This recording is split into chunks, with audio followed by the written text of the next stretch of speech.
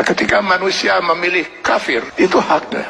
Maka Allah berikan kebebasan sepenuhnya kepada manusia yang memilih kafir untuk menjalani kehidupan ini semau dia, semau hawa nafsu dia. Allah berikan kebebasan sepenuhnya. Silakan baca di dalam Al-Quran atau di dalam hadis Rasulullah SAW. Tidak akan pernah kita temukan satu ayat, satu hadis di mana Allah mengatur kehidupan orang kafir. Orang kafir diberi kebebasan sepenuhnya, mau berbuat apapun di dunia ini. Tinggal dia harus menanggung resiko pilihannya itu di akhirat nanti. Tapi kepada mereka yang memilih beriman, hilang sudah kebebasan ini sepenuhnya.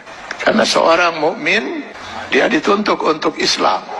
Akar katanya adalah aslama, berserah diri.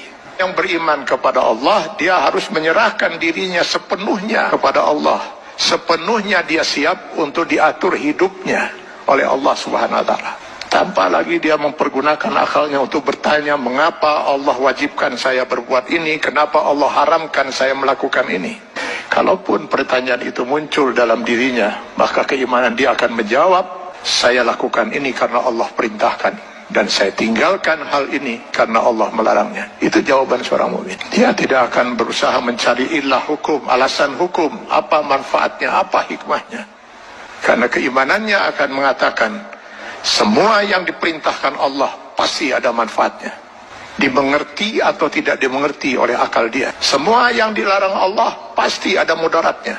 14 abad umat Islam tidak pernah mengerti bahwa dalam daging babi itu terdapat cacing pita. Cacing pita baru ditemukan di akhir abad 18 Masehi. Apakah umat Islam selama 14 abad itu makan daging babi? Tidak. Setiap yang dilarang oleh Allah pasti ditinggalkan oleh seorang mukmin. Maka seorang mukmin harusnya siap untuk mengislamkan dirinya secara penuh, secara utuh, secara kafah.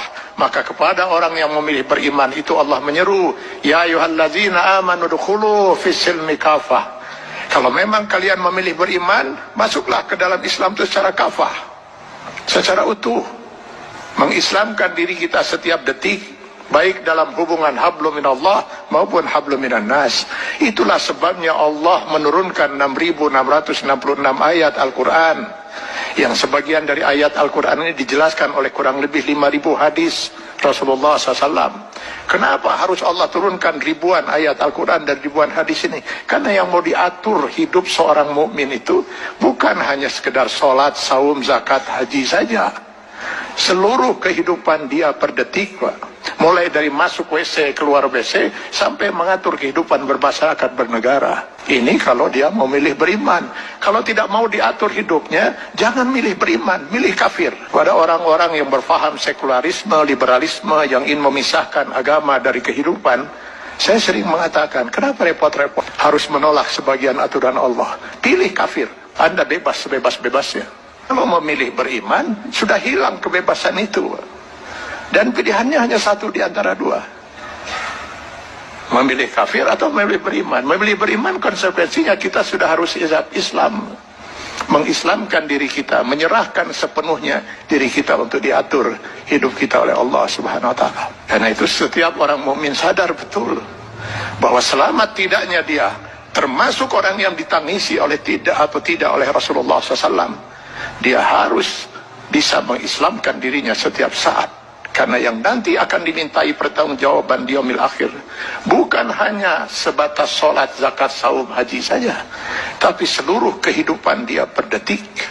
Mudah-mudahan ini bisa menjadi bahan muhasabah bagi kita semua. Kita islamkan diri kita secara kafah dalam batas kemampuan yang mampu kita lakukan. Karena Allah tidak akan menuntut kita di luar kemampuan kita. Semoga kita bukan termasuk orang yang ditangisi oleh Rasulullah SAW.